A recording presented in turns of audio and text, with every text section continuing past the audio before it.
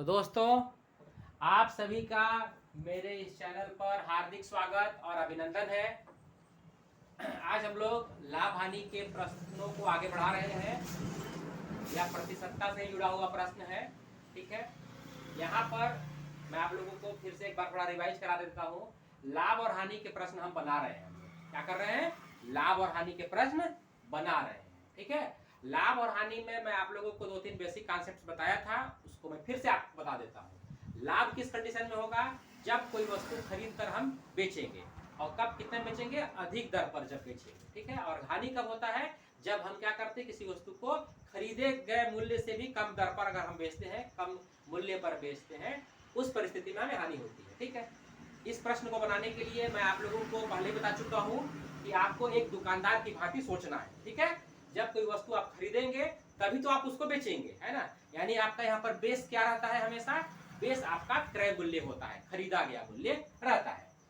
दूसरा चीज हमने बताया था, आपको पहले बता चुका हूँ कि प्रतिशत का मतलब कितना होता है? 100 होता है। इस चीज को आप गांठ बांध लीजिए, है ना। प्रतिशत का मतलब कितना होता है? 100 ही होता है ना। चाहे वो कोई वस्तु कितना भी धन हो, लाखों में हो, करोड़ों में हो, कुछ भी हो, उसको आप प्रतिशत में अगर बता रहे हैं तो 100 ही बताएंगे। इस चीज को ध्यान रखना है। तीसरा चीज मैं आप लोगों को बताया था कि फिर से रिवाइज करवा दे रहा हूं कि एक एक सेंटेंस पे काम करना है। एक एक सेंटेंस के हिसाब से आपको इक्वेशन फॉर्म करना है। एक्चुअल में यहाँ पर क्या बनता है? समीकरण बनता है। तो इस चीज का ध्यान रखना है।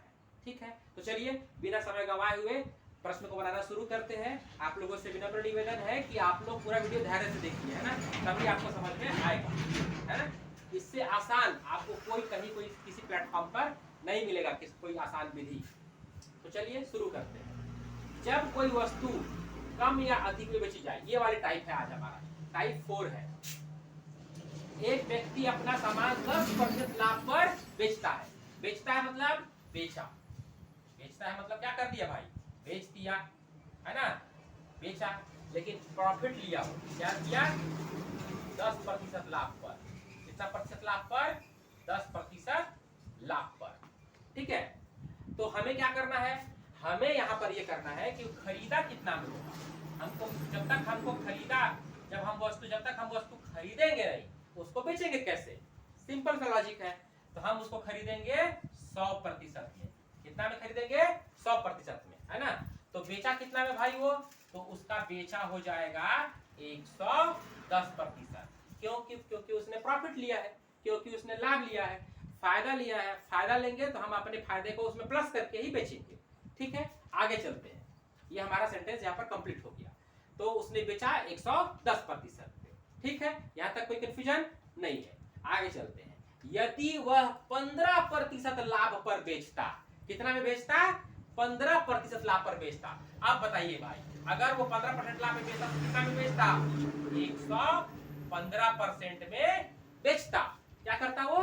115% में बेचता। ये कंडीशनल है।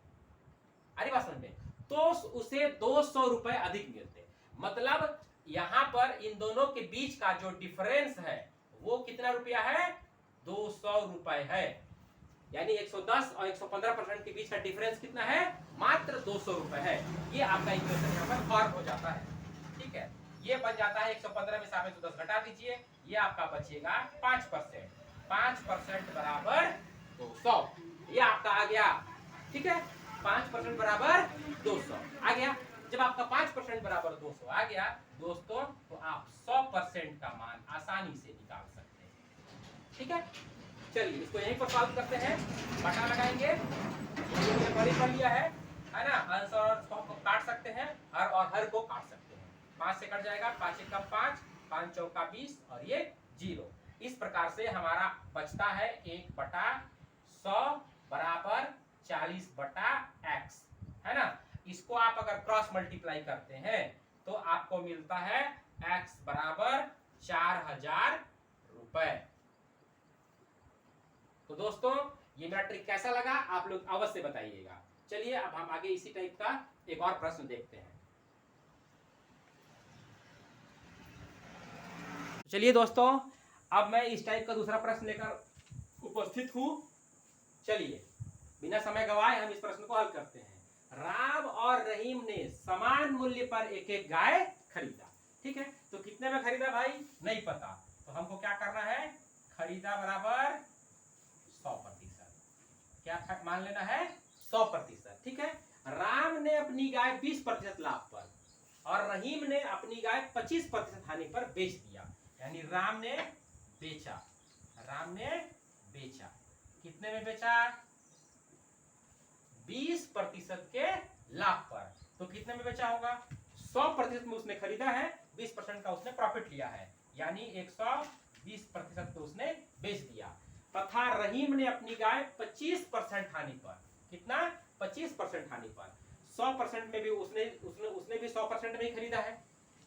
ठीक है, दोनों ने समान मूल्य पर खरीदा था, तो बताइए रहीम ने कितने में बेचा भाई, तो रहीम ने बेचा, कितने में बेचा, तो रहीम ने बेचा 75%, कितना में बेचा, 75%। और आगे पढ़ते हैं, यदि राम रहीम से 4500 रुपए अधिक पाया, मतलब इन दोनों के बीच का डिफरेंस कितना है, 4500 रुपए। ठीक है, तो चलिए इसको सॉल्व कर लेते हैं। ये हो जाएगा हमारा 120 में से आप 75 घटाइए, कितना बचेगा, 25 और 20 45%, कितना आएगा, 45% बराबर 4500। जब 45 बराबर 4500, तो 100% बराबर कितना होगा, ये हम आसानी से निकाल, ठीक है। इसको हम दोनों तरफ बटा कर लेंगे और यहीं पर सॉल्व करेंगे। ठीक है, आप देखेंगे तो ये 5 से कट जाएगा, है ना, 5 से तो आराम से कट जाएगा, 45 से ही कट जाएगा, 45 से कम 45, 45 से कम 45। ठीक है, अब गुणा करेंगे आपको मिलेगा x और 100 का 100 से गुणा करेंगे तो ये आपका आंसर हो जाएगा 10,000 रुपए। ठीक है, तो दोस्तों ये मेरा चैनल आपको कैसा लग रहा है, कृपया कमेंट में अवश्य बताइए, जिससे हमारा मोटिवेशन मिले, हमें मोटिवेशन मिले और सारे प्रश्न हम आप लोगों के लिए बना सकें। ठीक है, तो कृपया मेरे चैनल को लाइक, शेयर और सब्सक्राइब अवश्य करिए। धन्यवाद।